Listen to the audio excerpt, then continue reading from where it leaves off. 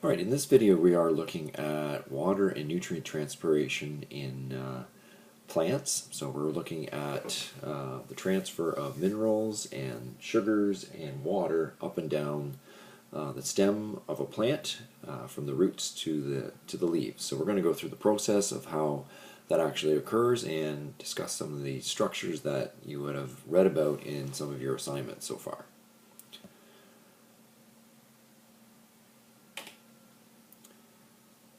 So the first thing we're going to look at is just the general idea of the plant. So we're going to start down here where the root system is, and in general water is going to be traveling from the roots to the leaves. It does this through a process of transpiration, and transpiration is really just the leaving of the water from the leaves, which leaves a void, and the roots then take in water and then transport that up to the leaves. Now that goes through a number of processes and a number of structures which we'll explore throughout the video, but in general, when we start talking about water movement, we're concerned with just the water moving into the roots and then being transported through the process of transpiration to the leaves. So in this diagram, you'll see that there's dew across the leaves, and that's just an example of transpiration occurring on the leaves, and that would be under highly humid conditions, so the water can evaporate very quickly.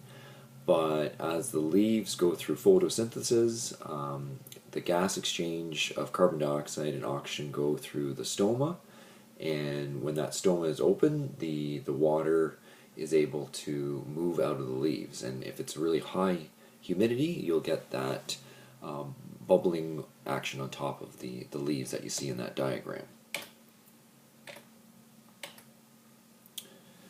So again, this is just a general diagram of the direction of water. So water is being absorbed by the roots.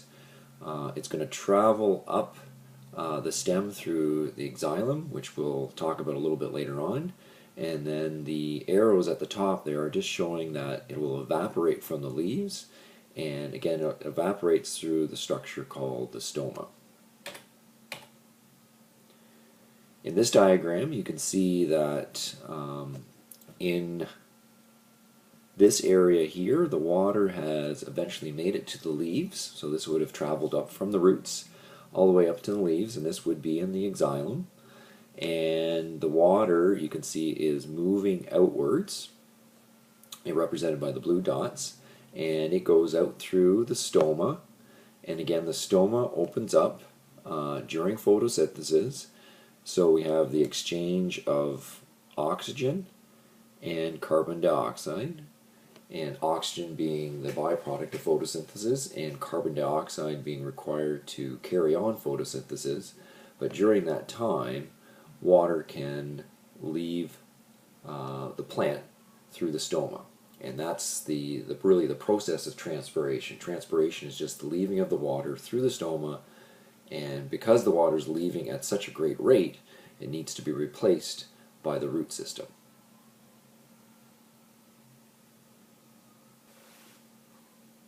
Now, to take a look at how this process works, the roots down in the ground, what that will happen there is you create a positive pressure because water is moving into the roots, and this is going to be through a process of osmosis and diffusion.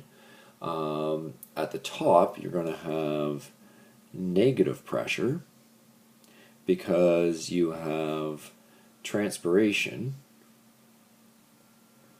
happening through the leaves. So you have lots of water loss at the top and water gain at the bottom. So we know that pressure from previous units, we know that pressure moves from high pressure to low pressure. So then the water will travel up through the xylem into the leaves, where again it will be evaporated out through transpiration, but then it's quickly replenished by the root system, and then there's that continuous change from high pressure to low pressure, which then continuously moves the water up to the leaves. Other factors that help it out are things called adhesion and cohesion.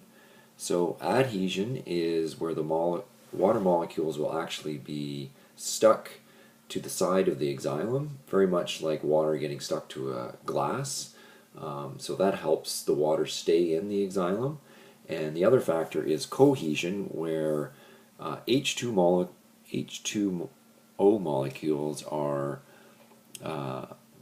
they're polar, so they have a positive and a negative. And so when they join together, there's an attraction there, so that helps keep the H2 molecules together. And along with the adhesion and the positive and negative pressure changes, that helps the water and minerals flow up to the leaves.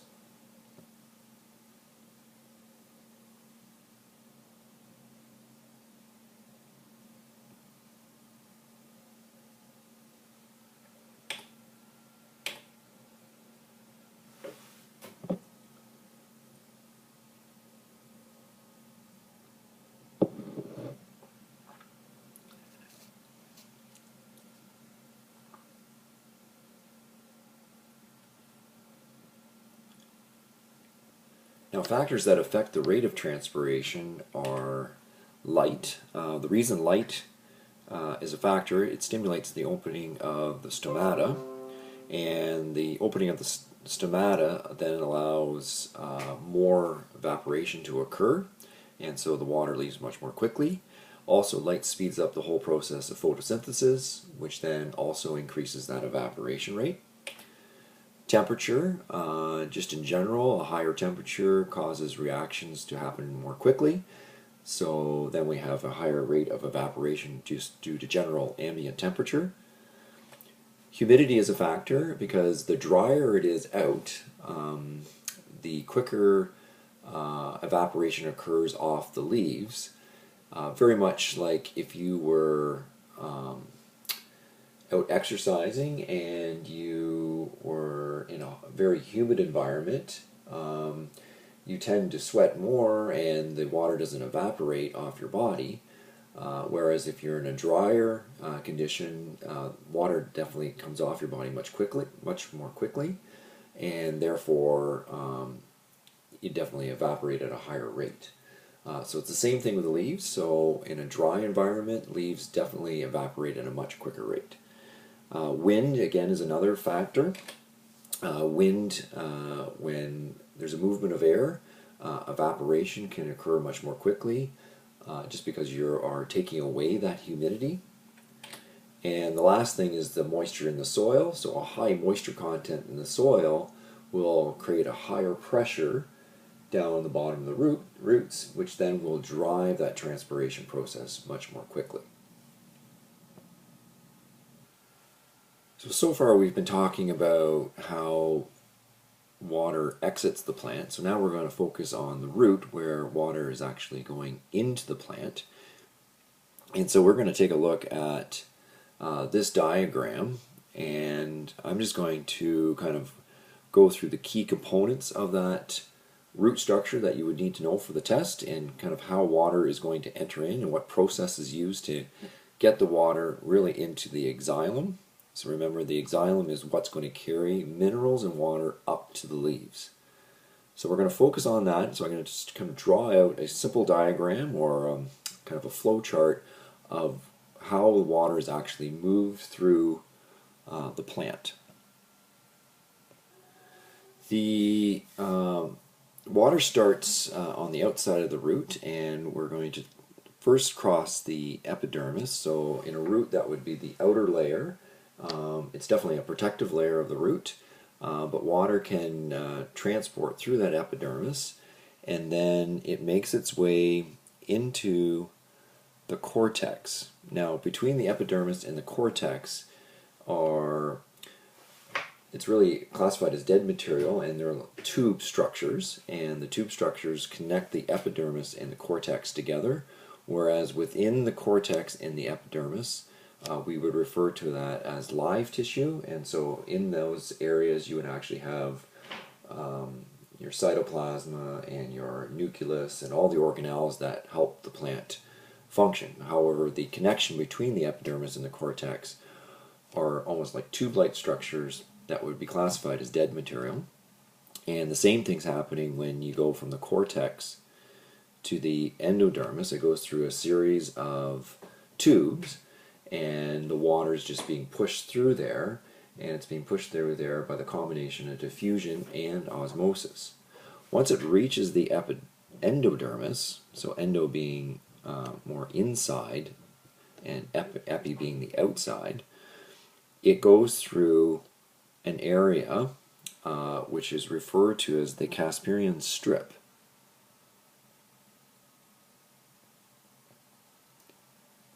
This area is what you really want to think of it as, is it's a one-way valve. So water, once it passes that strip, it won't flow back out into the soil. So up to that point, water can kind of flow back and forth, but once it gets through this Casparian strip, it's kind of locked in, then goes through the pericycle, and then gets into the xylem, and the xylem then, because of the high pressure in the roots, will now start pushing that up to the leaves, because the leaves are going through transpiration.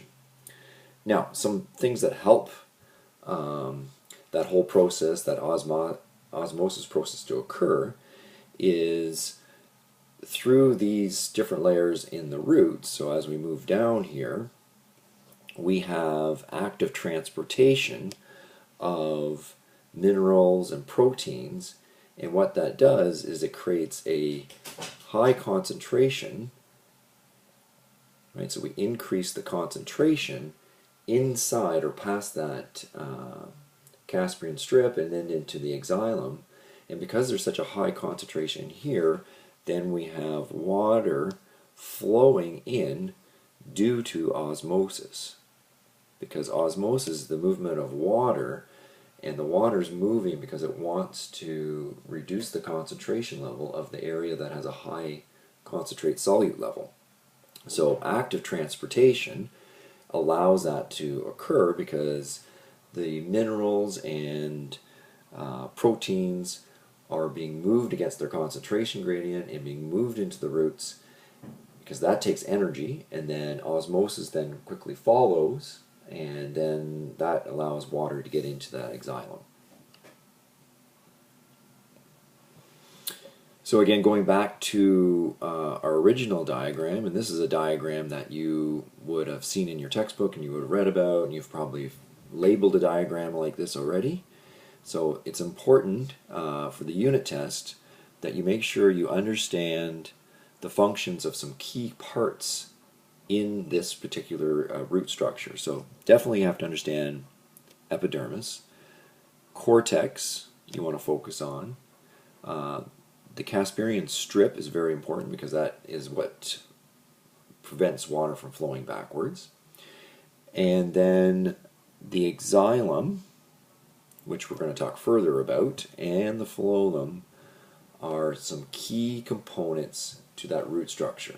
So when you're studying, you not only have to know those functions and how that helps actual movement of the water, you also need to understand the definition and the location of those parts. So to summarize so far, we've talked about transpiration. Transpiration is the driving force of water being moved into the leaves, because we create a negative pressure up in the leaves because we have lots of evaporation coming out of the stoma or the stomata. Then we've also talked about how water enters the roots, and it enters through osmosis, and then the transportation of the water up to the leaves goes through the xylem. So now we're going to look more specifically at the interaction between the xylem and the phloem in terms of the plants and what moves nutrients and how water moves and exchanges between those parts. So just in general, some key things that you should understand: the differences between the xylem and the phloem vessels or tubes. First thing is, it only water and minerals only move one direction in the xylem, and so that's always in the upward direction. And in the xylem, it is only water and minerals that move. So there is no carbohydrates or amino acids or proteins that actually move or get transported in that xylem. The other one is there are no end walls between the cells. So it's one continuous tube, and the walls of it are definitely thicker, and this is what actually gives the structure to the plant, and this is why when you look at even just a general flower, there's a lot of structure being built in between every one of those xylem vessels to give it strength in that stem. On the other hand, the phloem vessel, this is really kind of almost a transportation of food. It's kind of the digestive system, and so this is going to transport carbohydrates and amino acids. And both of those are super important for the plant because carbohydrates are the sugars that are created by photosynthesis, and then they're going to be able to be stored in the roots, so the energy can be supplied during nighttime respiration. And then the amino acids, they form proteins, and again, that's important for the structure of the plant and the function of cells within the plant. The other part that's really important to distinguish between the xylem and the phloem is that there are areas where there's almost like a little sieve plate, and it helps direct the flow of carbohydrates and amino acids. So there, between each one of those cells, there's a plate, and that plate is almost like a little filter, and it filters and creates direction towards what we refer to as the sap, or the carbohydrates and amino acids. And the last thing is it's a two-way flow. So sap can flow up and down the phloem vessel, whereas in the xylem you can only have one direction, which is always upwards.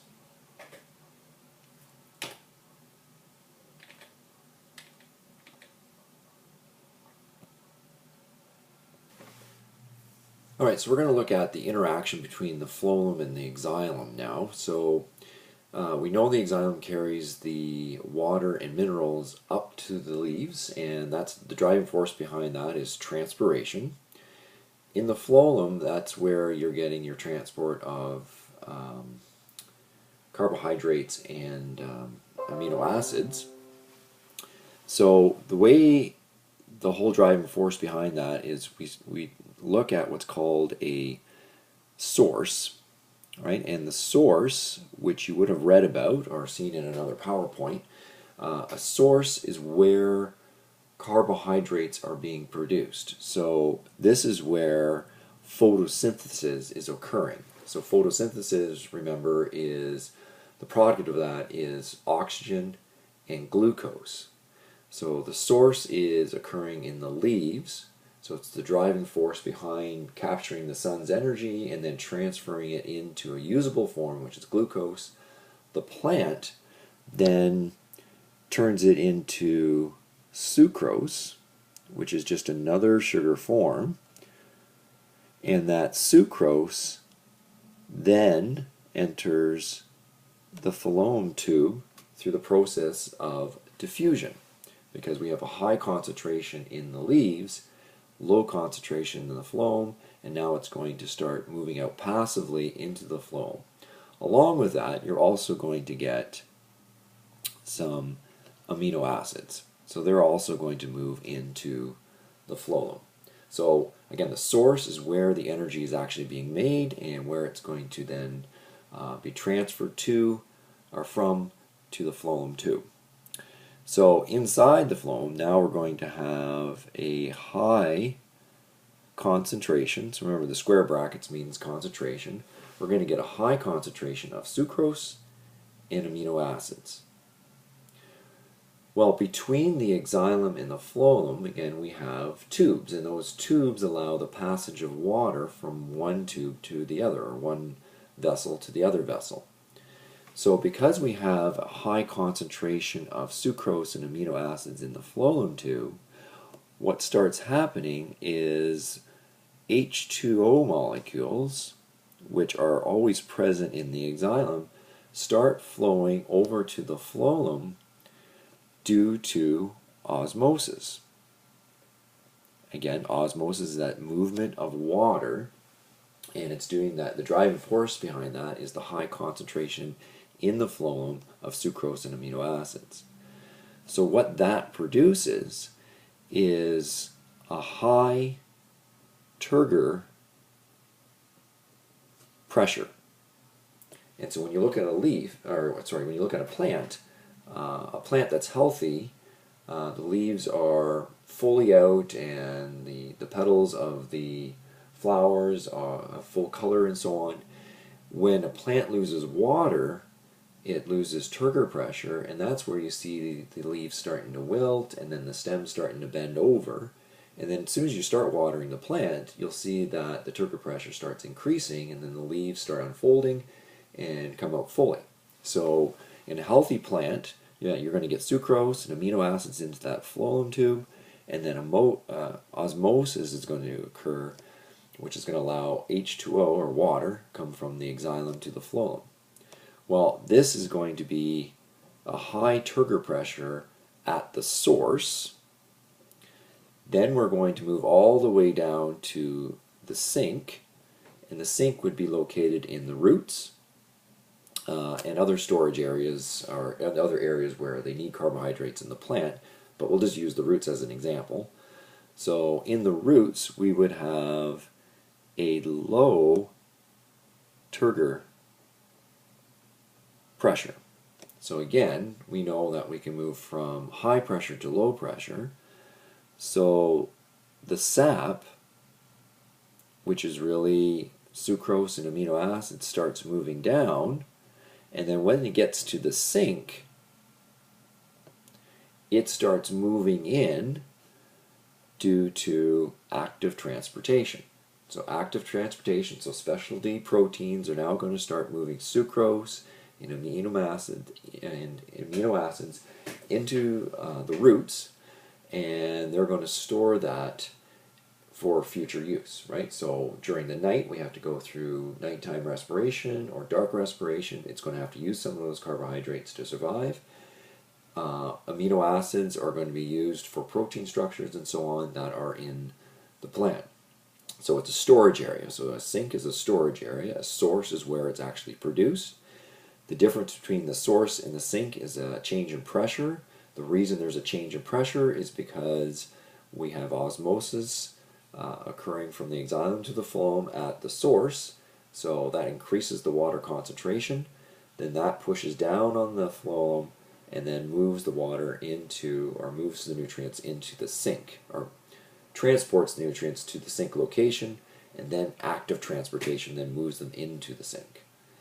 When this happens, water will then leave and then move back into the xylem. And then that water will then be driven back up towards the leaves due to transpiration. So there is a definite interaction between the xylem and the phloem to move nutrients around the plant. And again, it's the transportation from the source to the sink that's happening in the phloem, and then the xylem is that movement of water.